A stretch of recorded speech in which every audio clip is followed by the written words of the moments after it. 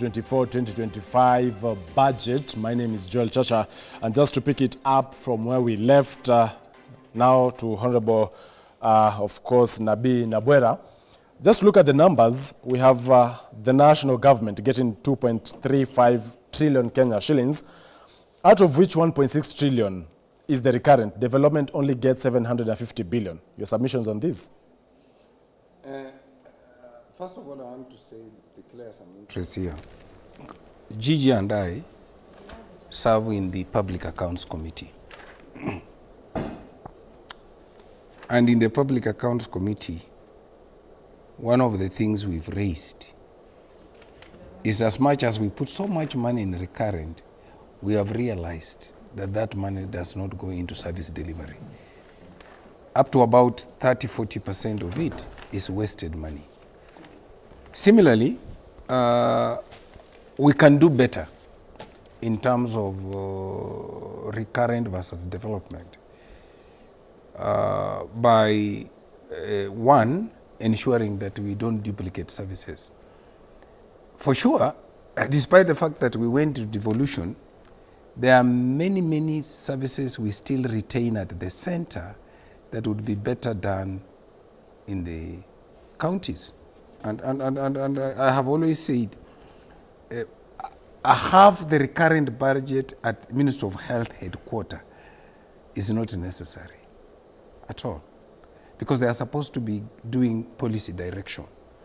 You cannot want to give policy by using billions of shillings. And many others where we have duplicated services. In a country that, of course, has a big budget in education, you will expect that recurrent because you have to pay teachers, you have to do quality assurance. Most of the money in the education sector is majorly in recurrent. Well, similarly, most of the money in the security sector would be in recurrent. Because it's about maintaining law and order, and it's about paying salaries, allowances, maintaining the infrastructure, the vehicles, the planes, all those things that we need. Right. However, in a ministry like agriculture, water, we need to spend more money in development expenditure, in transport. And that is why I agree with my brother Ruku. We can't be looking at transport and infrastructure in the old manner we have looked at it. We must be very creative and innovative in the context of, one, managing cost, and secondly, ensuring that the public is getting the best out of it. Well, Honorable Gigi Kagombe, a paltry 750 billion for development. Economic pundits argue that in order to sprout or to make the economy vibrant, then you need more money for, you know, the development budget. And, you know, during supplementaries 1 and 2, there's a tendency of us cutting down on the development expenditure or budget and not the recurrent expenditure. What do you make of these 2024-2025's budget as far as the recurrent and the development budget is concerned? First of all, I must say that for the last probably 20 years, we've not been running proper figures in terms of the ratio between the recurrent expenditure and the development expenditure. For any country to develop, for any country to be where we intend to be, we must increase our ratio, or rather, the development expenditure must be a good commensurate part of the budget, as opposed to what you're finding that it's only a paltry, probably 720 billion. That's very little money. But we need to ask ourselves, what is the alternative? If we are to make these ratios right, because the recurrent expenditure is informed by things that obligations that we must meet. We must pay the teachers' salaries, we must pay the doctors, we must pay all these people. if you're to finish, okay, this is the recurrent, now we need to have a commensurate development budget, then you're going to shoot to 7 trillion, all right? So what you're saying is that why you find that we have a discrepancy between the development and the recurrent is because we are unable completely to cut down on the recurrent at times. Because what do you reduce? Do you reduce the payment of officer? For example, we've come here, you know, just the other day, this year, in the current dispensation that we have been dealing with doctors who've been on strike. We've been dealing with JSS teachers who've been on strike.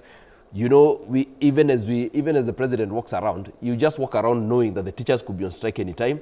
You know, you find a lot of, you've seen on your TVs, a lot of constituents being up in arms because their roads are not made. You know, you find people saying now there is no medicine in this hospital. A lot of things that call for money.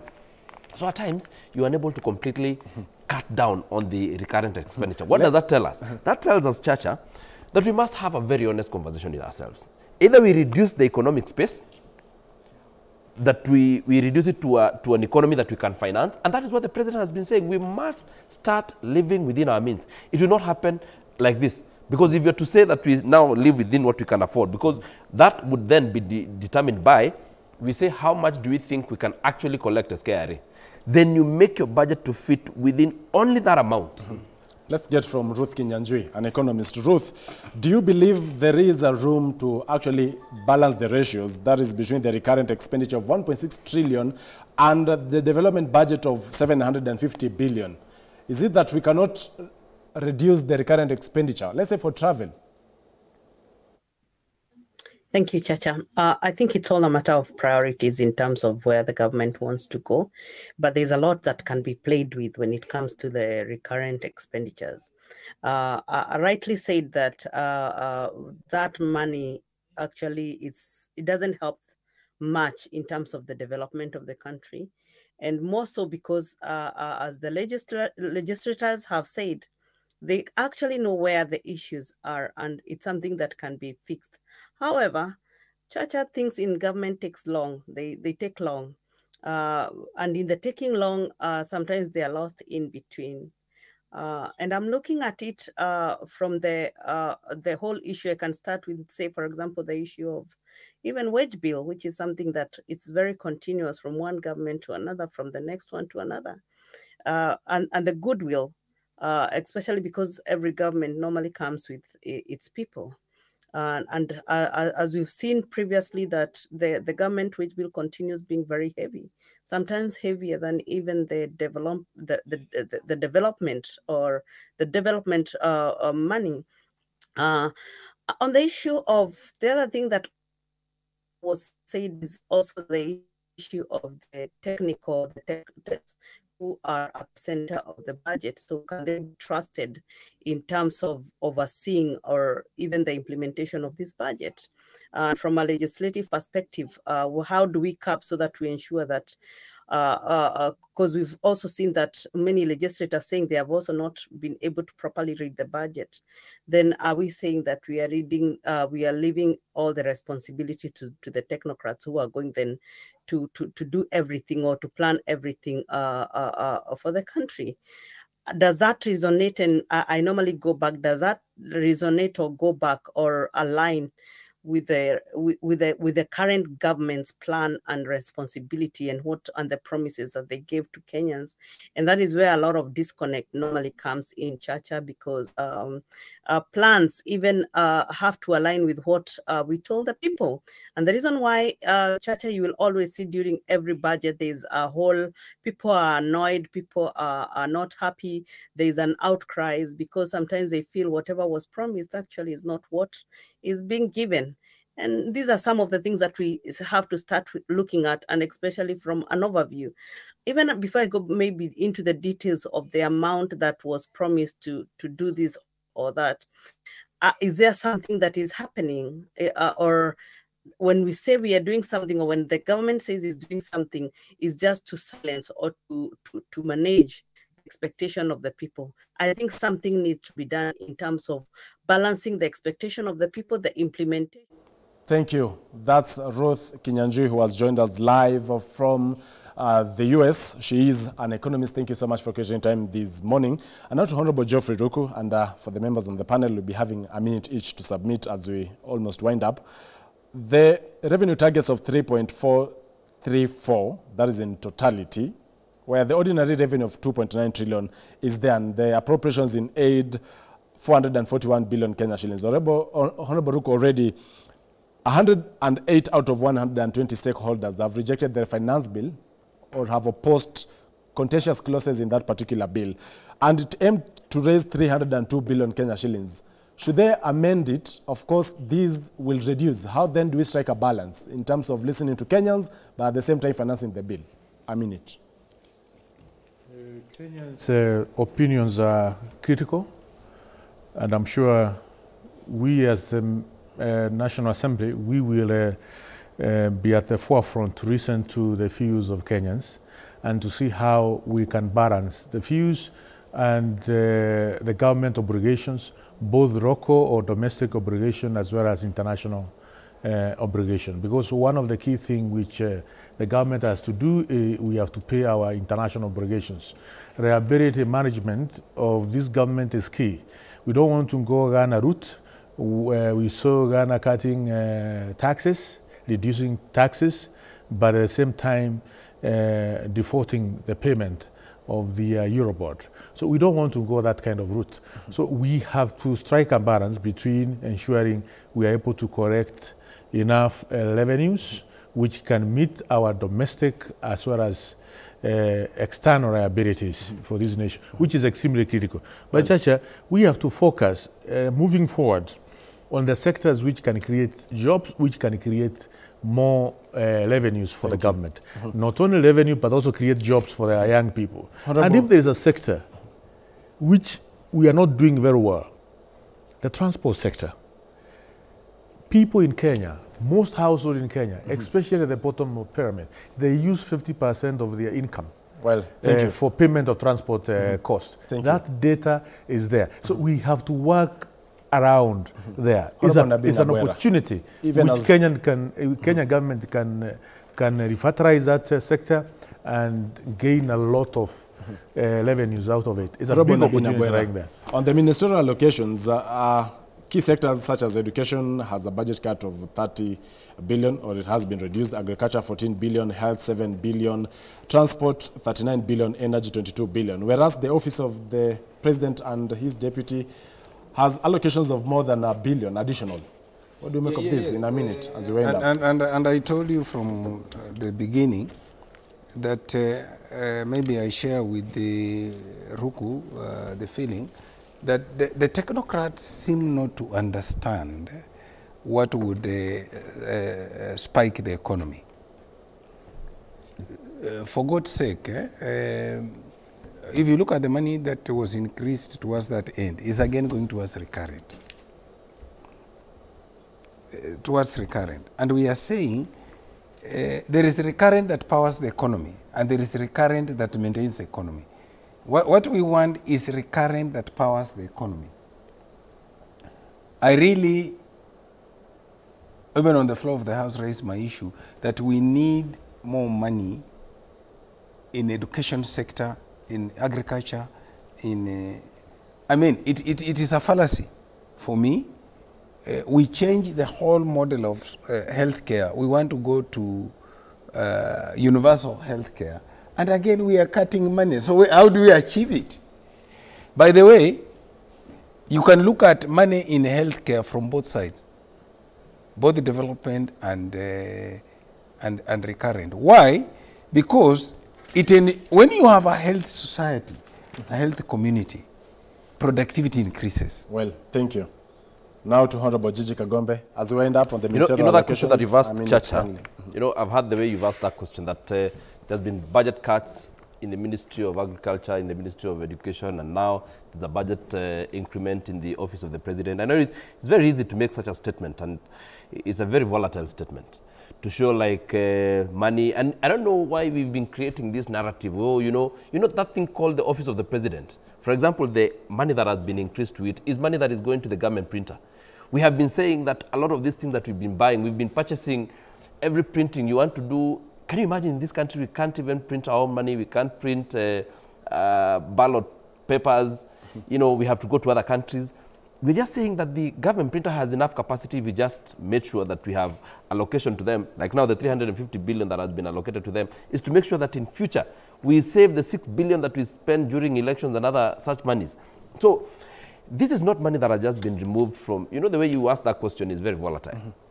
All the money seems to have been removed from the Ministry of Education and now has gone to the office of the President. That is wrong. But what we're saying is, Chacha, first of all, when you say there's been a budget cut and a budget reduction, and you realize that through this show you've been talking about budget cuts, which tells you that this government is frugal, that we realize that we are walking a very tight rope. But some of these things are obligations that we cannot abdicate. They must be done. We must pay our people. We must pay our debts. We must pay our obligations. So what we're saying is, as a country, we must agree that we have a role to finance this country. And therefore, we must accept, we must sit and accept, especially as members of parliament, that we must say that now we shall stay this road as it is. We use it as it is. We will not fix it because we do not have money to fix it.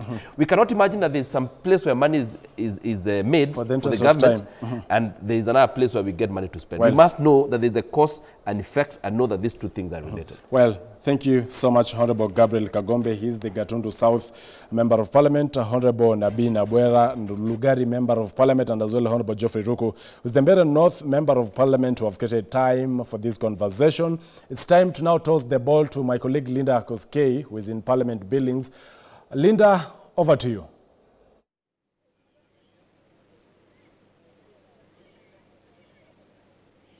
Thank you so much, Chacha. We are still here in the parliamentary building with my experts, Gideon Rotich from PwC and Job Wanjohi from Kenya Association of Manufacturers. But before we dive deep into the agenda of today, which is budget reading 2024-2025, let's get to hear from what people are saying in the counties. And let's begin with Fred Kai, who's in the coastal city of Mombasa. Kai, if you can hear me kindly, what's happening down there?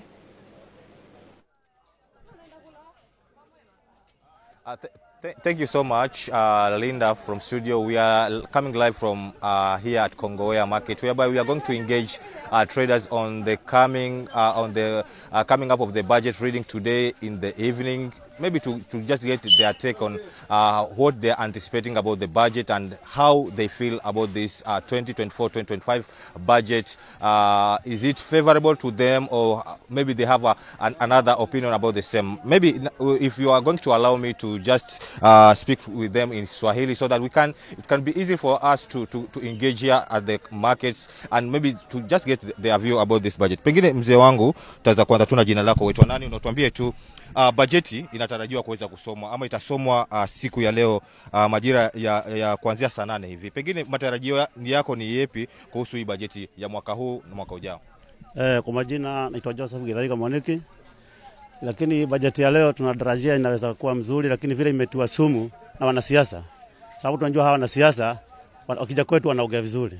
Wakija kwa budget wanapitisha wao. Kwa hivyo hatuamini kabisa. Rais wetu alikuwa anatuambia tutaanza maisha ya chini twende juu. Hatuyaoni hiyo ajua alikuwa anasema. Kwa hivyo hatuamini. Na tumeweza kuona pia baadhi ya wabunge wameweza kuja katika nyanjani na kuweza kuchukua yale maoni ya wananchi ambao wangetaka yaweze kupewa kipaumbele katika ile bajeti. Pengine mliweza kuwaona kamati ile ya Ndinyoro ikiweza kufika maeneo haya? Walipita, lakini hata tukiwaambia wakifika kule bugeni wanabadilika. Inatupwa kado, wanapitisha vile wanataka. Wanafanya hivyo. Kwa hivyo kwa mtazamo wako unasema kwamba bajeti ya mwaka huu kwako huielewi? Sielewi. Akija kwetu wanaongea hivi, akienda bugeni ni vingine. Ungetaka nini kiasi kifanyike?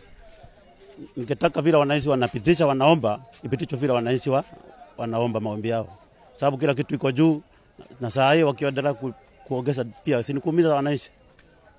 Shukrani sana. Tukiweza kupata mwingine hapa, kama unaweza kusonga karibu na mimi, jina lako, wetu nani, unatuambia tu maoni yako ni yepi kuhusu bajeti ambayo inaweza kusomwa siku hii ya leo? Majina yangu ni Mwangi Maonyere, na kuhusu bajeti ya leo mimi maoni yangu yenye ningetaka kutoa ni kwamba wazingatie sana hali ya uchumi. Manake tumesikia mara kwa mara wakisema ushuru utaongezwa, ushuru wa hii utaongezwa, wakati sisi wenyewe wafanyabiashara hapa tunaumia. Kwa hivyo wakati unaongeza mwananchi ushuru, wakati yeye mwenyewe hana pesa ya kukidhi mahitaji yake, itakuwa ni ngumu sana. Na sioni kama kutakuwa na maendeleo wakati umemfinya mwenye amefinywa tayari. Kwa hivyo ningetaka rais na wenye wanahusika katika hii bajeti waangalie sana mwananchi. Maana sasa ukiangalia biashara ni ngumu. Watoto wamerudi shule, wengine hata hawajalipa school fees. Kwa hivyo ukiongeza mzigo zaidi itakuwa ni ngumu na itakuwa ni kuumiza mwananchi. Thank you so much kwa muda wako. Those are some of the statements here at the Kongowea market, whereby the traders are saying that the government, they should take in consideration with the views of the common mwananchi in terms of this issue to do with the taxes when the budget is being read. From Mombasa, my name is Frederick Kai. Back to you in studio.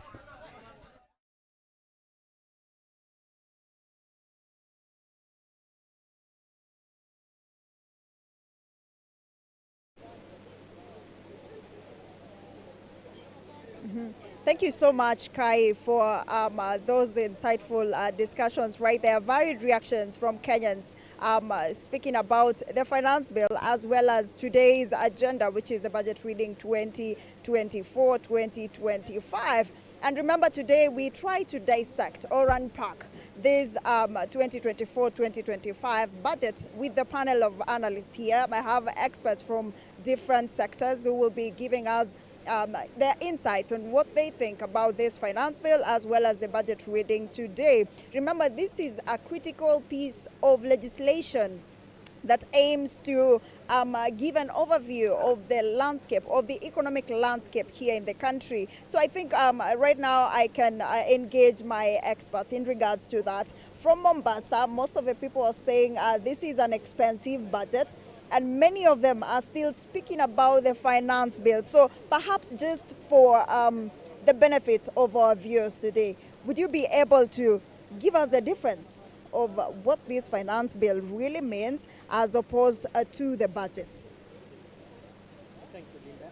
So maybe the first thing I want to mention is the total budget is around 4.2 trillion, and being financed by ordinary revenue of around 3.4 trillion.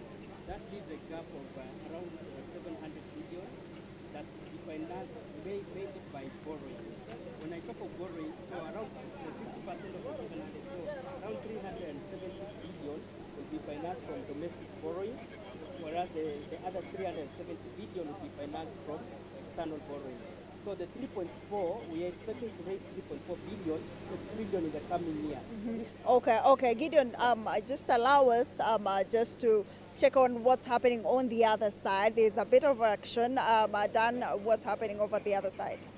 So perhaps before we get to that, we can speak to Job in regards to giving the local mwananchi the difference about finance bill and the budget. This is just for the local mwananchi, just to understand what's happening, because they see there's a commotion. It's chaotic in Nairobi today. They see us here waiting for budget reading, but they don't really understand what's happening. Budget has two components. You have the component of expenditure, and you have another component of revenues. And revenues is equivalent to finance bill, the annual finance bill. Like now we are talking of finance bill 2024.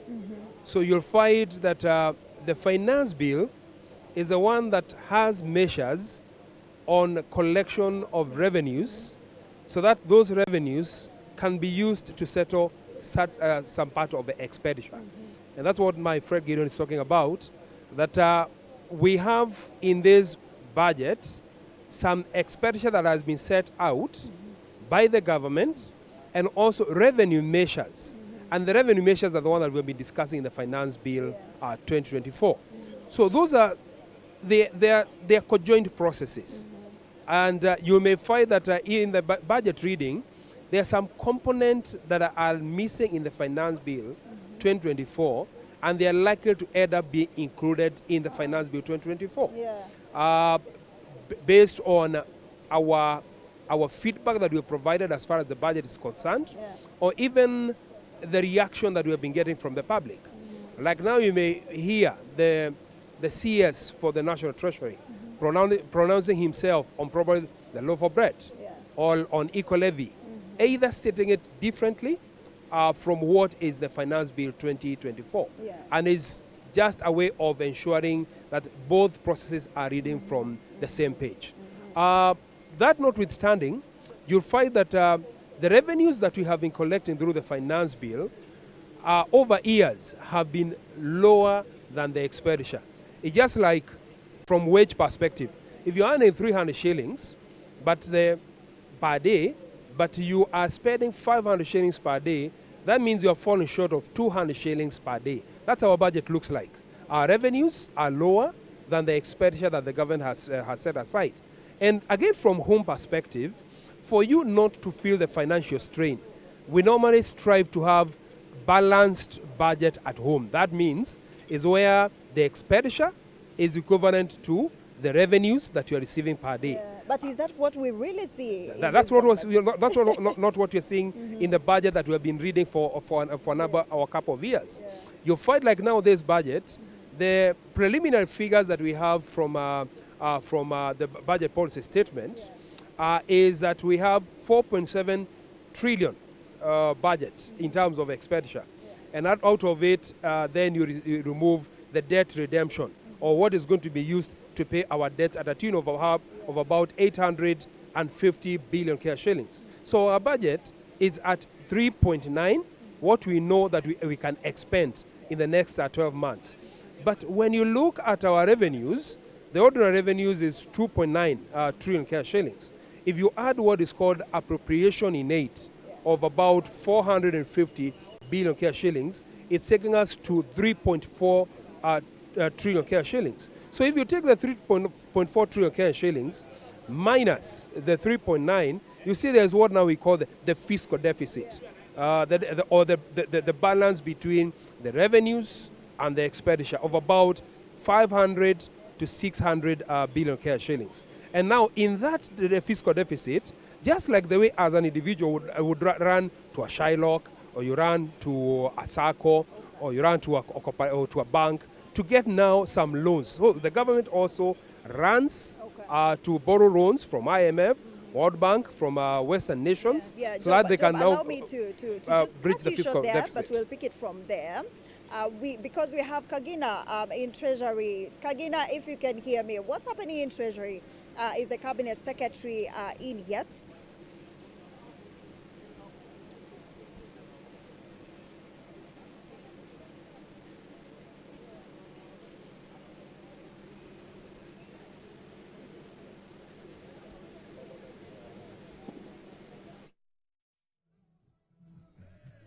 Well, all right, we are currently standing right outside the Treasury building. From the background, you can hear melodious, patriotic songs that are currently playing from a sound system set up right within the confines of Treasury. As is tradition, today all eyes are strained on this particular building where the man of the day resides. We are talking about the Treasury CS, who is set to be presenting the budget for this year 2024-2025 before Parliament later today at around 3 p.m. And as is the tradition, decorations and beautification has been made around this building. We have police officers manning around the area, waiting around 2:30 or 2 p.m. where we will have the Treasury CS Njuguna Ndungo marching right from the Treasury building and all the way to Parliament. However, the tradition has still been maintained years later after the Constitution arranged things in a different manner, because initially the CS would come from here, head to Parliament and read the national budget, and it is from there that Kenyans would be interacting with the budget for the first time. However, things have changed since the 2010 Constitution, and now we have the process going differently. The budget making process is an 8-month process that culminates next week, and so we've had the Finance Bill 2024 that has been sparking controversy. Part of it, some Kenyans agreeing with it, some Kenyans disagreeing with some part of it. And so public participation was concluded on the Finance Bill 2024 last week. Today, right after the budget, the team, the Finance Committee, under the leadership of Molo MP Kimani Kuria, will retreat to Mombasa, where they will review the recommendations therein, and thereafter that report will be fronted in Parliament. That is about next week, where they will now debate on what is to be appropriated where. Remember, for clarity, the Finance Bill is just an explainer of where the government intends to get the money to spend from, and now the budget is how the government plans to spend that money. And so the CS right here is expected to be just touching on the highlights and the nitty-gritties of what Kenyans are eager to hear about, how the government is intending to spend the money that it is collecting. We indeed will be following up on whatever will be transpiring from this, and we're making our way right inside Treasury, see if we can have a word with the Treasury CS right before he makes way out and to the bicameral Parliament, as we expected now to read the budget, and we get to know just what exactly is inside, what sectors are being affected exactly. Remember, this time it's a 4.01 trillion, and this is quite unique, one of the highest budgets Kenya has read before. This being attributed by some members of the Parliament, some legislators, this being attributed to the high loans and the interests accrued on loans that we've borrowed initially to the tune of around 1.4 trillion. And so according to Budget and Appropriation Chair, that is Ndindi Nyoro, most of that money is going to repaying these debts, and we also have recurrent expenditure in the tune of budgetary allocations to the executive, the legislature, as well as the judiciary and other state functions. But for now, allow me to take it back to you, but we'll be following up and ensuring that our viewers are not left back on anything that's transpiring from this end.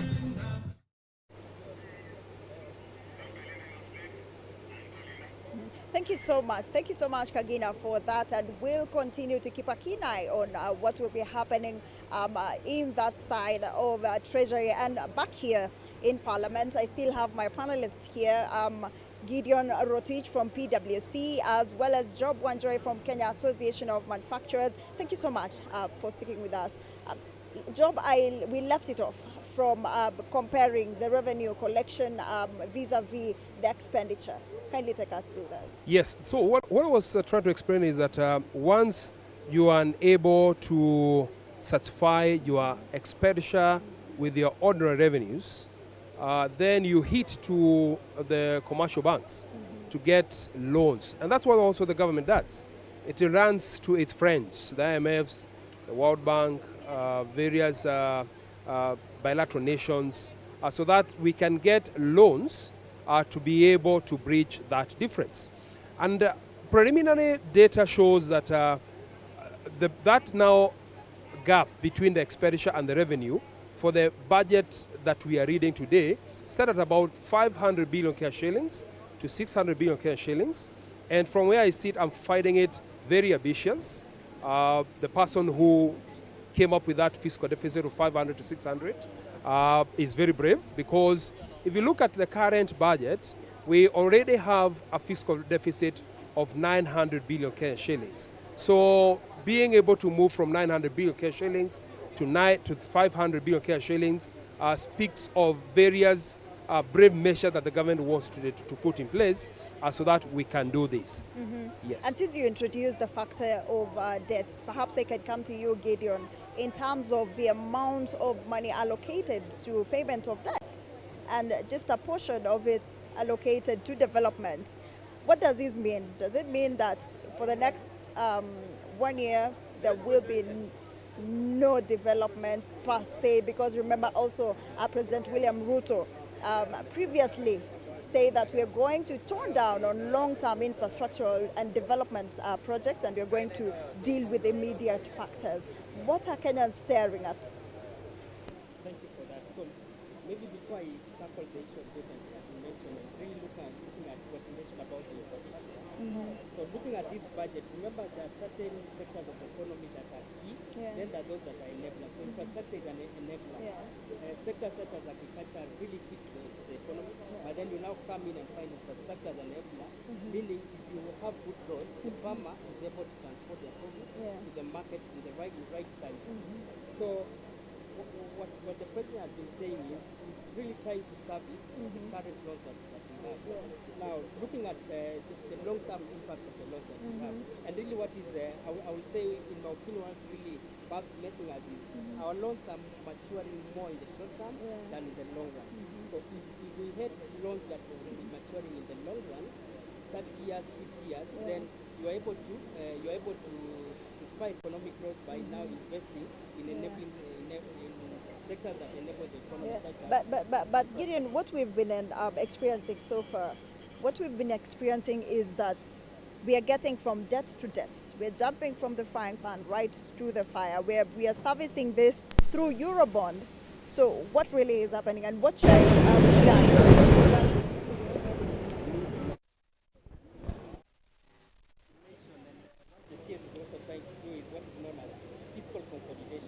So looking at it from end to end. So for us to be able to get out of this debt trap, what do we really need to do? So my perspective is we need to look at the expenditure side. The main reason why a majority of Kenyans were really up in terms try and ensure that whatever we are collecting, like you have mentioned, we are collecting around 3.4 billion in terms of the ordinary revenue. And Sorry, we have a slight technical hitch from your mic. Perhaps I can just move to Job as they sort that out. Job, I was just saying, the amount of funding put into payment of debt, servicing of debt, vis-a-vis what now remains in the caucus, do you think it's sustainable? Is it a sustainable structure? I would say that our loan portfolio is not really very sustainable because you cannot borrow to refinance another loan. That means in terms of revenue output from your economy is a bit wanting, and that's the reason why you have to borrow to repay. And in this, don't forget, it's a vicious cycle. It's a vicious cycle. Don't forget that the loan that you took first, there was interest payable on it. And the loan that you repay by taking another loan with, there's another interest that is repayable. That's an expense. And that's why you find that the interest repayment is quite enormous. It's in billion of shillings, about 500, 600 to 700 billion shillings worth of interest payments. So it is not, it's not the best to do it that way. In fact, what is more feasible in terms of debt repayment is where you are generating your own revenues and you are paying the debt that you have accumulated. And the reason why this is happening is what is called the fiscal, what is called the debt to GDP ratio. For our country, we are at about 68%. What is envisaged by IMF, by World Bank, by EAC convergence criteria, our national treasury is at about 55%. So we are falling short by 12%. That's the reason why our GDP is not generating enough to be able to service our loans. And again, when you look at the composition of our GDP, it has for the longest stood or performed because of the government expenditure. And government expenditure will not spur healthy economic growth, because it is not in government expenditure that you create sustainable jobs. It's not in this that you create sustainable investments. It's not in this that you generate revenues. It is in the private sector. And that's why we are looking at in this budget and the Finance Bill 2024, how can we have the private sector being supported enormously in terms of lessening the burden, in terms of the taxation rate, the pumping of resources in terms of expenditure, development of special economic zones, development of export processing zones, and many others, whereby the private sector will go and invest, subsequently will get now the multiplier effect in the economy, and will be able now to generate the revenues. In this finance bill, because it's actually, it feels like it's the other side of the coin, where the private sector has really been pinned down with so many excise taxes, especially in your manufacturing sector. But before you answer to that, perhaps you can pick the thoughts of Gideon on the same. is the government really putting in funding to the right sectors of the economy? What are some of the sectors, aside from agriculture, what should really be done to ensure that it's spurring the economy? Thank you for that. So, as I believe the one of the most sectors that really need funding is the manufacturing sector. Yeah. When you look at job creation, we need to create jobs within the manufacturing sector. For us to create these jobs, we need to incentivize the manufacturers. Correct, but yes. Now look at this specific one. These budgets 2024, 2025. Yes, Has that been factored in really? I will say not entirely. And because the other sector I will also want to briefly touch on is the agriculture sector that you mentioned. Agriculture accounts for close to 70–80% of the Kenyan population are in the agricultural sector. Now, when you look at the allocation towards the agricultural sector, it's really been going down over the last years. We are going against the Maputo Declaration. So, yeah. So I think around maybe 3% to 5% of the budget goes towards agriculture. And it should be 10%. It should be at least 10% because that is where the majority of the people are. So in terms of really allocating to the right sectors, I don't believe we are there yet. What should be done from a tax policy expert perspective? Yeah, so what should be done is, as earlier mentioned, is there are certain priority areas. So we need to focus on priority sectors that will spur production. Once you spur production, then you're able to get more taxes. When you get more taxes, you're now able to get on to the other sectors. Yes. And we've seen the government really on a taxing spree, if I can say that, because as much as it's expanding its tax base, does this mean there will be compliance? And will this reflect on the next collection? Yeah. So speaking about the finance bill, and I heard of a very interesting discussion that is this the first finance bill? Is last year's finance bill 2023 the first to come in history? No, we've had finance bill ever since, but then it's because of public participation. It's because of the public is now aware of their rights. Article 201 of the Constitution envisages that there has to be transparency in terms of the public finance. So more and more Kenyans are now becoming aware of the finance bill. Now, looking at what is contained in this finance bill, is it going to spur compliance? That's a question that we need to ask. So there are certain things that have really come in which may make SMEs, may make manufacture really so hard to comply.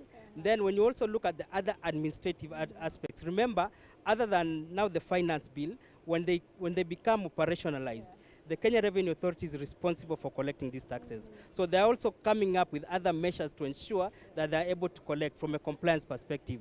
We've recently seen them do what? Enroll what is known as the e-teams, the electronic tax invoice management system. This is just to try and ensure that they're expanding the tax base. Is that the right way? I believe so, in terms of really using technology to try and expand the tax base.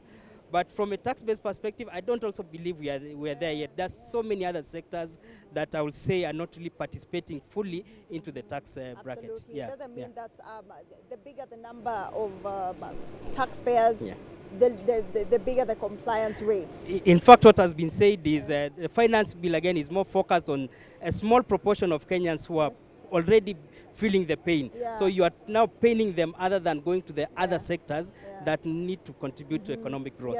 Do you feel the same, Job? Yes, I feel the same. We are over-concentrating taxation on a few number of Kenyans. And in this case, it's good to look at it from direct and indirect taxes. You find that like the budget 2023-2024 and the Finance Act 2023, heavily concentrated on direct taxes, but this one is heavily concentrated again on indirect taxes, the consumption taxes, so that we can widen the taxation base. But this comes with uncertainty.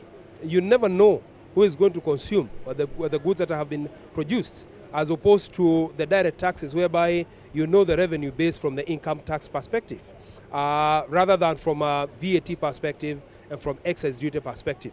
All this is geared towards ensuring there is an expansion of the tax base from those who are not earning income to others who probably, to those who are not under the Income Tax Act, but probably they are earning through other forms of incomes. And subsequently, then they are brought on board through the indirect taxes. But that notwithstanding, we have seen a situation whereby we have 6.5 million only income earners in the country paying the the income tax out of a possible 50 million to 54 million Kenyans. Yeah. And this now begs the question: are we in the right economic structure? That's the reason why we are unable to make the payments of our loans. That's the reason why we are unable to employ enough so that we can generate more of income tax. And also that will lead to many closures. Exactly. So I am in concurrence with the submission by Gideon. And also, what are we staring at, especially in the manufacturing sector, the private sector to be precise, from the Finance Bill 2023-2024 last year, which is now a Finance Act, many companies closed down. Are we staring at the same? If this finance bill is passed as is, what are your feelings? Last year we had a major complaint on what is called the Export Promotion and Investment Levy, whereby various companies were highly affected because of undue taxation, poor policy prescription in terms of that levy, whereby some raw materials and intermediate products that are not locally available were charged that duty. We have seen a reversal of the same in the Finance Bill 2024, whereby the list has been expanded from about 10 tariff lines to about 90 tariff lines. And these 90 tariff lines, there is heavy imposition on the finished products that we have abundance production in the country, because more or less the levy is charged on imported products rather than being imposed on the raw materials and intermediate input. So through that, we have seen the positive side of the policy prescription, but still in the same, we have some raw materials, like now in the paper sector, and intermediate products that are still attracting that excess duty, and also in the metal sector. We are looking forward to have further conversation before the final report is tabled in the Parliament through the Parliamentary Committee on Finance and National Planning to see how we can rectify that, so that this EIPL is charged on finished products. Yeah, perhaps even with that, before you even continue, because I remember Kenya Association of Manufacturers tabled their concerns to the Finance Committee on public participation. We are curious to know, what are some of the issues that you tabled there?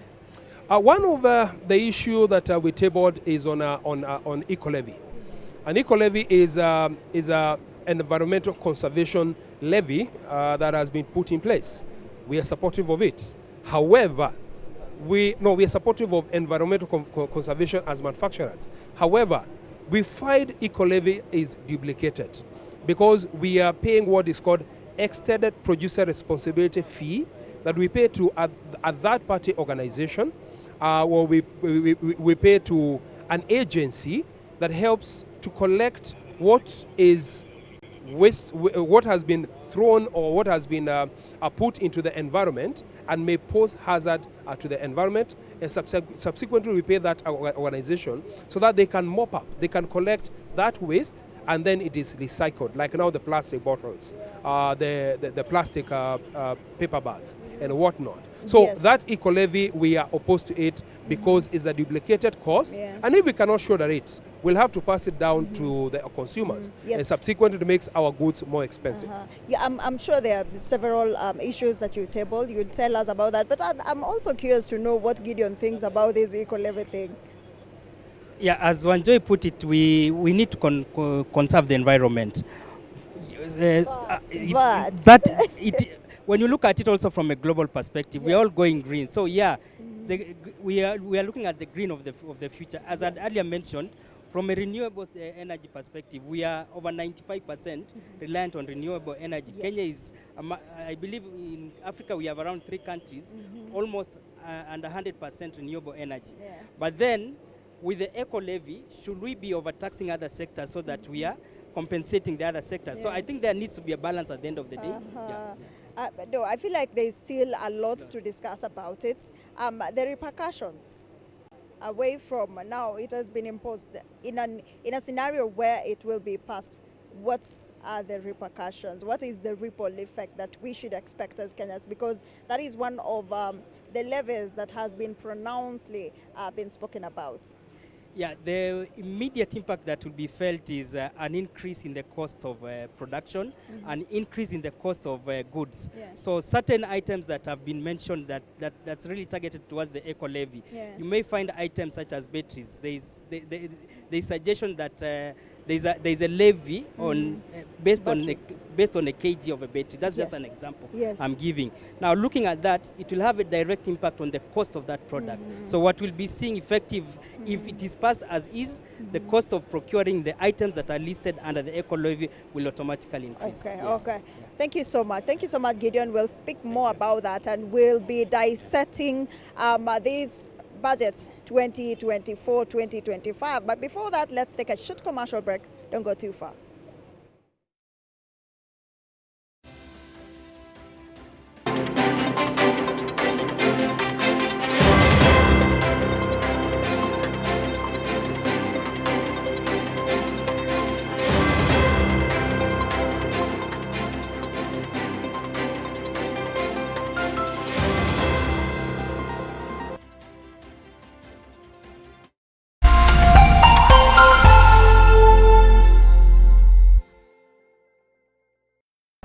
This is Go TV, and right here is where you can catch the brilliance of Mbappe, the scoring power of Kane, Ronaldo's, and all of the greats fighting for the glory to be crowned the kings of Europe. Don't miss the unbeatable action of all 51